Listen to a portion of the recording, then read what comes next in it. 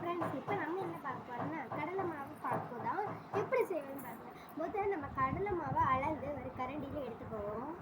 நான் 8 கரண்டி போடுறேன். நீங்களும் எத்தனை கரண்டி உங்களுக்கு வீட்டில் எத்தனை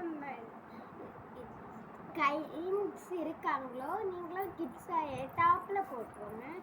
நான் இந்த மீனுக்கு சீனியும் அதில் சேர்த்து இந்த மீனுக்கு வந்த அளவில் எடுத்துக்கிட்டேன்.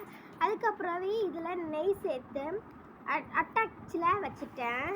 ஒரு பவுலில் எடுத்து அதில் சேர்த்து இந்த மாவை நெய் ஊற்றி செய்து கொண்டு இருக்கிறேன். அதை இந்த மீனுக்கு வந்த